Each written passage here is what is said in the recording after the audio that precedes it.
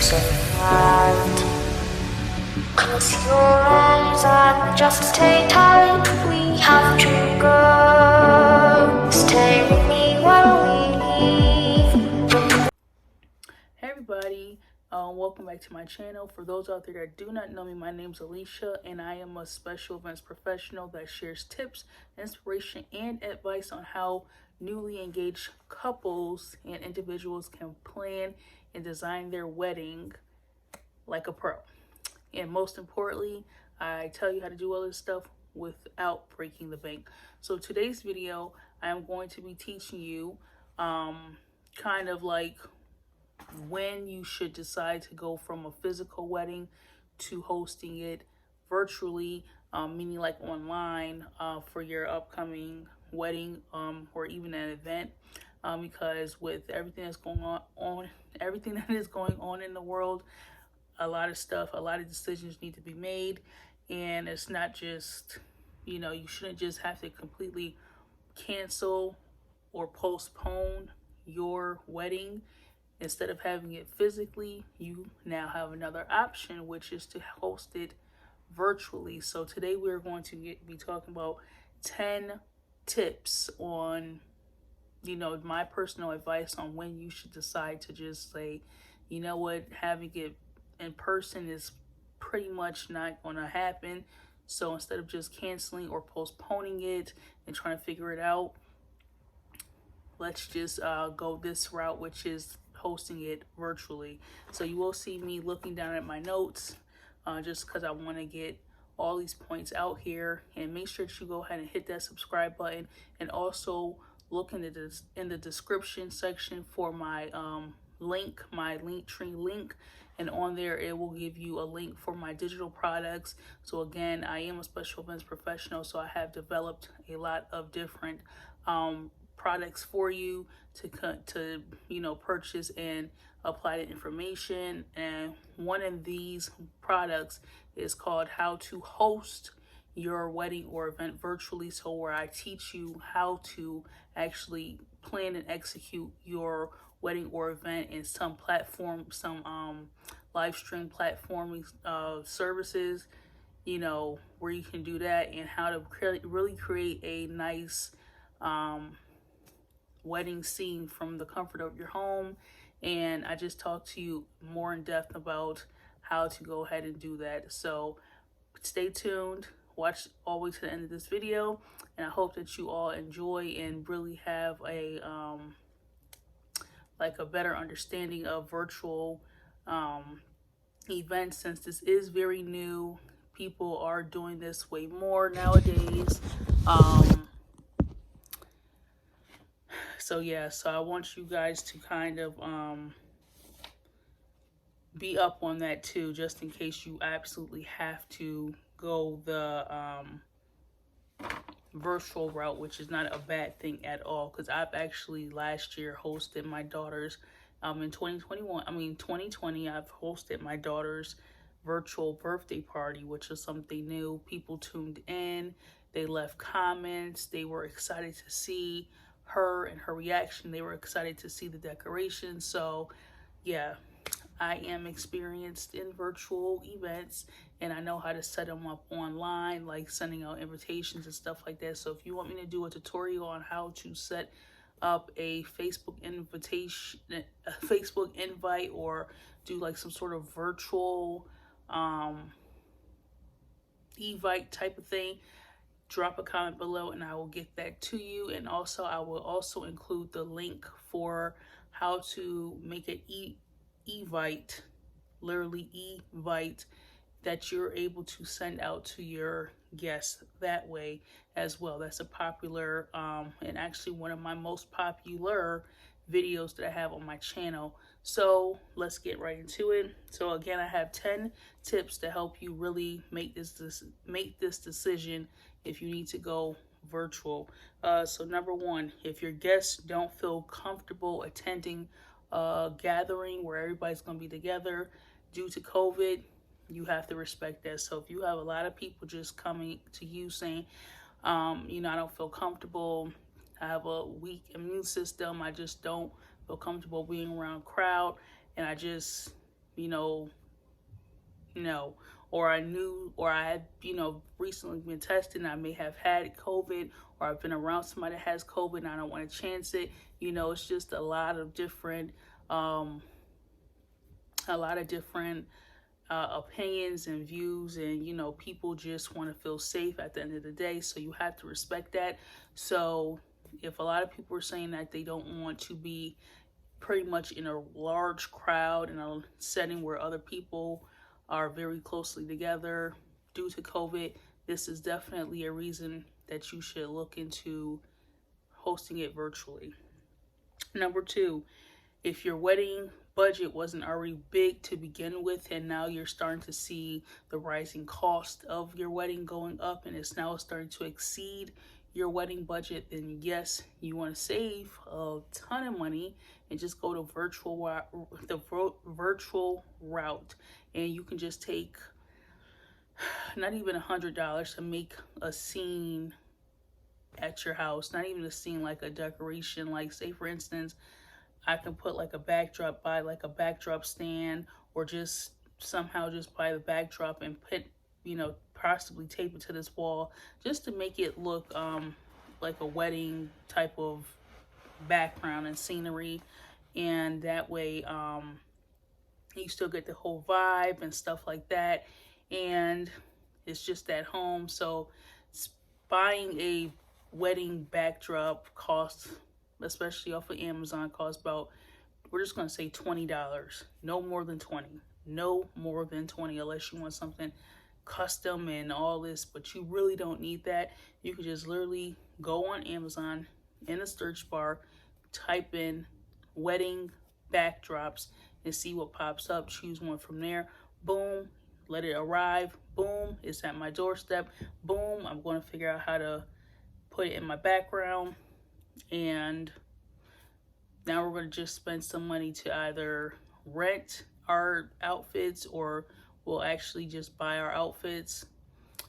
So what's that, like another couple? So you could pretty much, if you really want to have like a brand new wedding dress, a tuxedo, and you want things to be new, and pretty much the cost of hosting anything virtually would be your attire, or unless you want like to go out and buy like, I don't know, a computer or a MacBook or some sort of tablet thing. You don't really need that. You can literally do this virtually from your phone. So yeah, if somebody has like a good phone amongst the two of you, you can literally just use that person's phone to live stream on whatever platform that you're going to learn about. Once you click that link below and get that how to host your wedding or event virtually course that I was talking about earlier. So you'll click that below and you'll learn some live streaming platforms and how to go about doing all that, because it's very easy to set up on a live stream platform and just give people the link. Give them the link. They tap the link once it's the day of your event.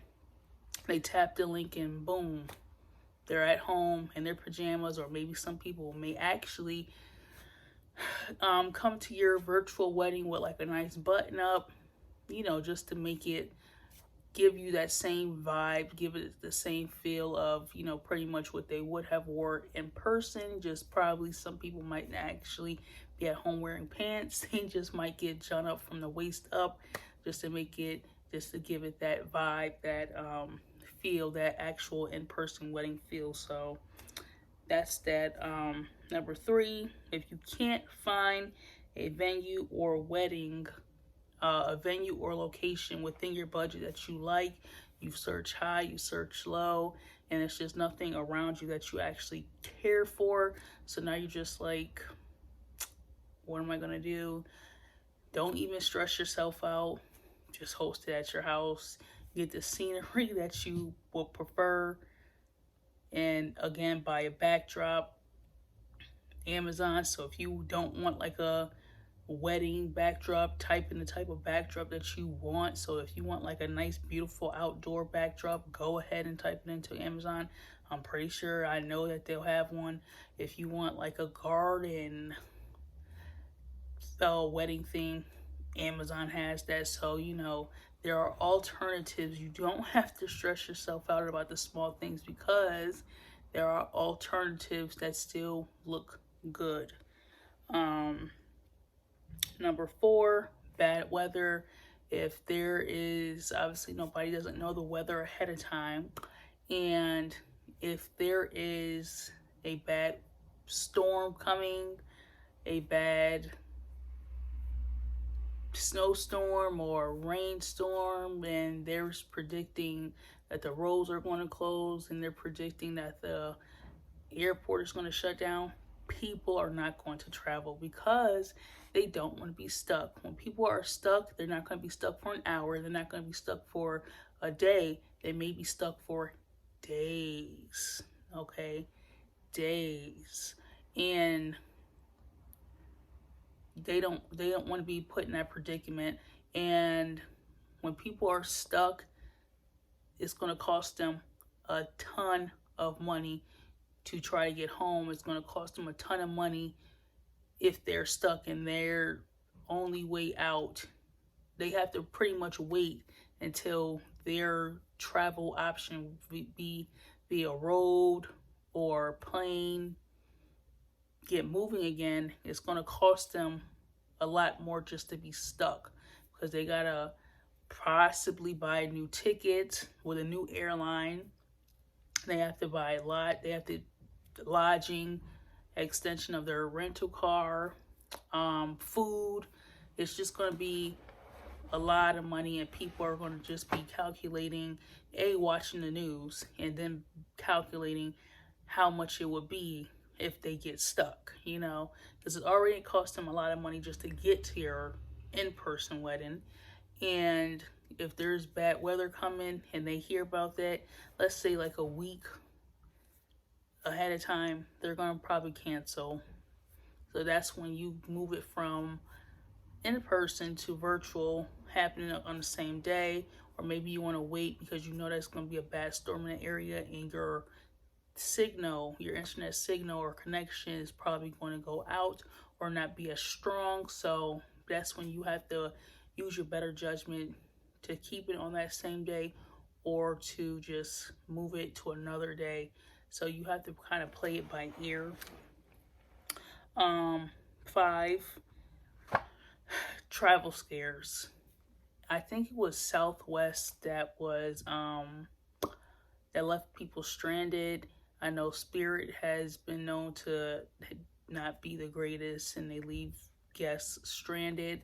So if there's something like that and people are at home, wherever they are at in the world, watching this, they're going to be like, yeah, no, I can't take a chance on my airline just canceling my flight, my airline just completely leaving me stranded, because again, it's going to cost them a ton of money just to get back home, and people are not willing to spend that amount of money. They're going to be frustrated, they're going to be angry, they're going to be like, I just knew I should have stayed home, you know. And you don't want those negative vibes, you don't want negative comments being said. So if you're hearing a lot of stuff in the news about tourism, just know that your guests that were going to be planning on traveling and or have already booked their flight, they're going to be reconsidering, like,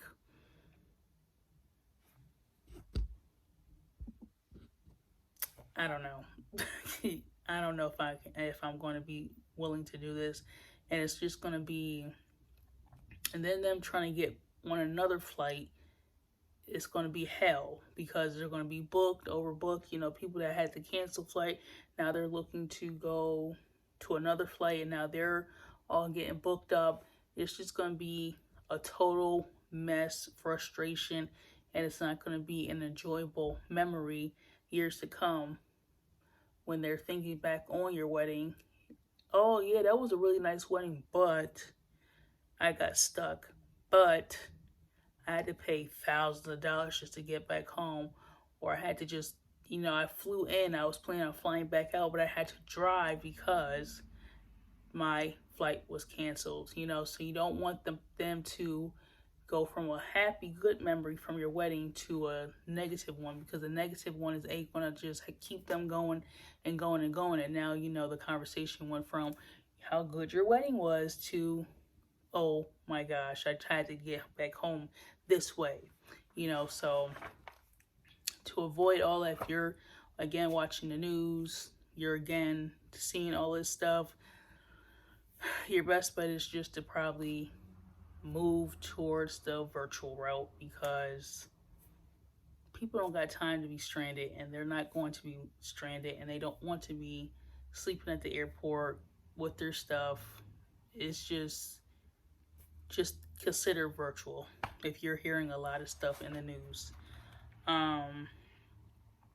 Number 6, health starts to decline mentally and physically. If this wedding is just overpowering you, you haven't been sleeping, you haven't been eating, you haven't been enjoying life, and all you can think about is the little bitty stuff that you have to do for your wedding 24/7. Your brain's just always going, and you're waking up at like 2 in the morning jotting down stuff or looking up stuff, and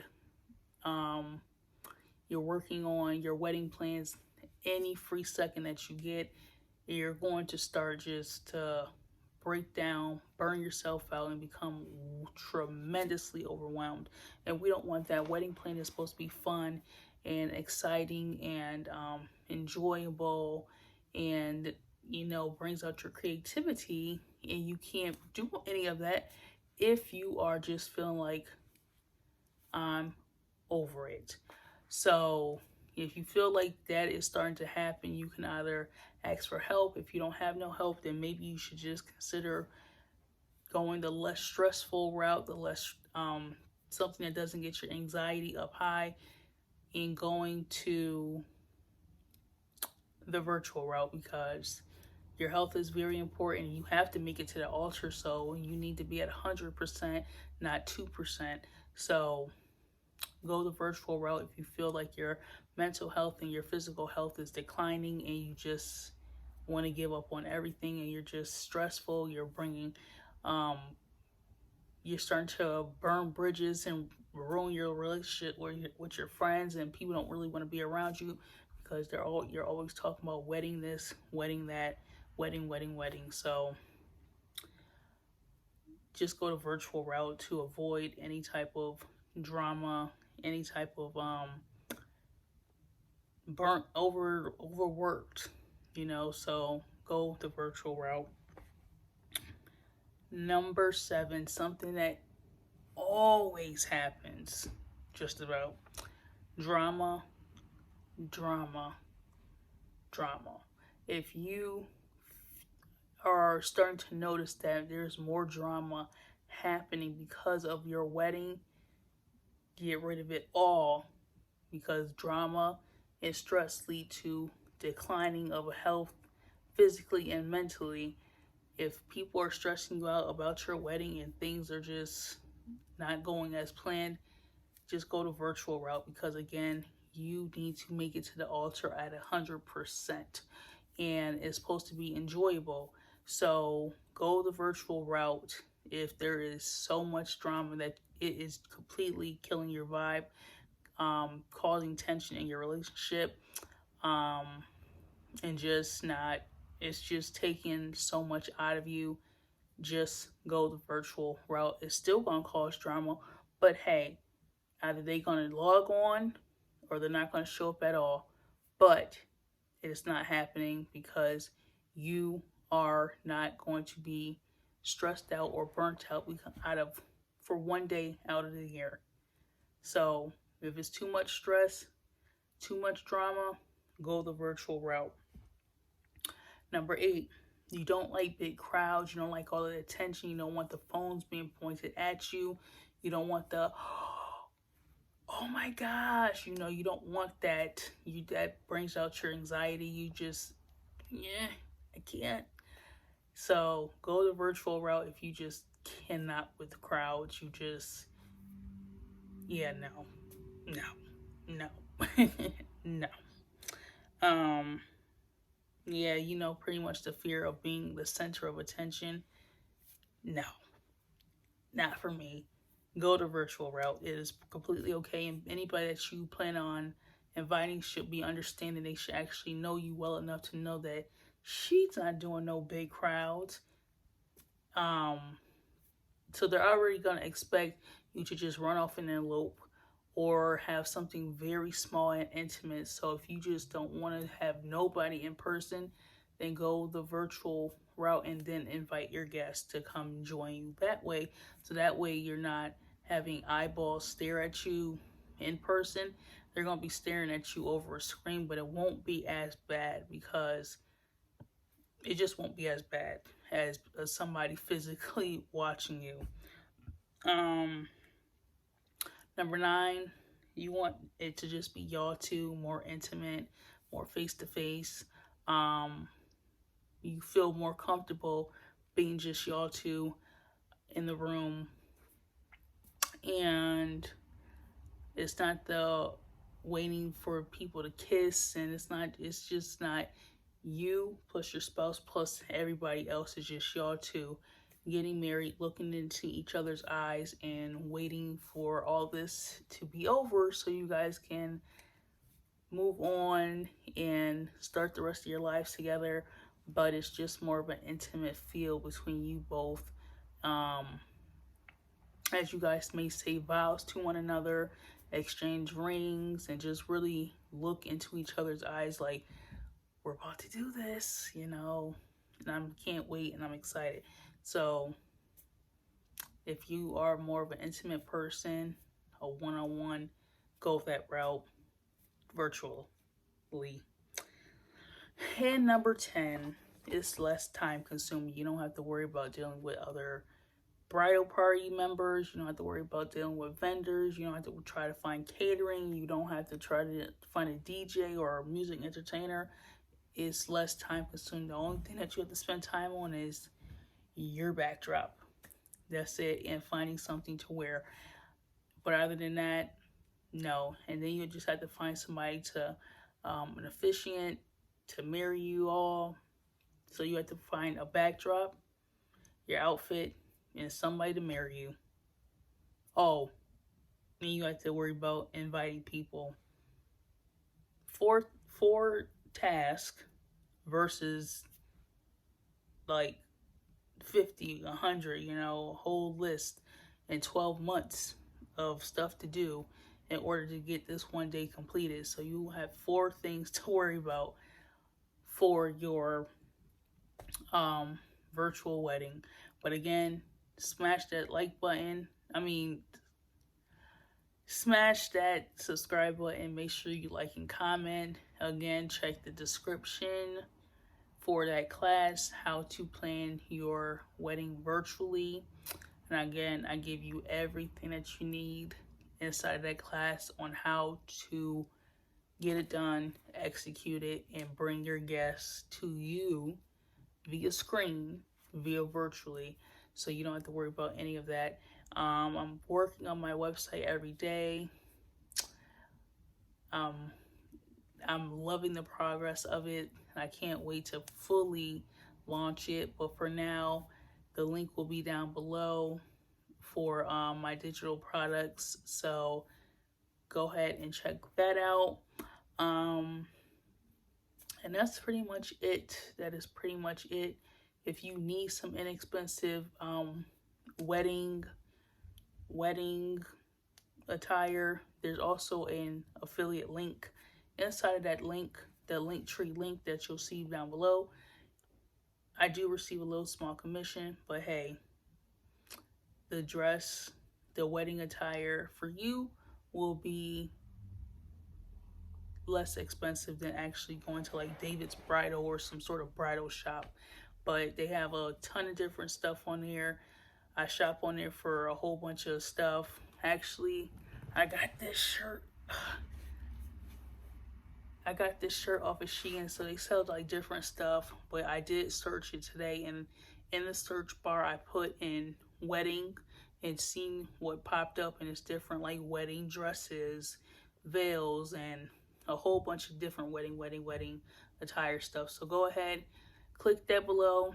I'll see you guys on the next video, and hit that subscribe button.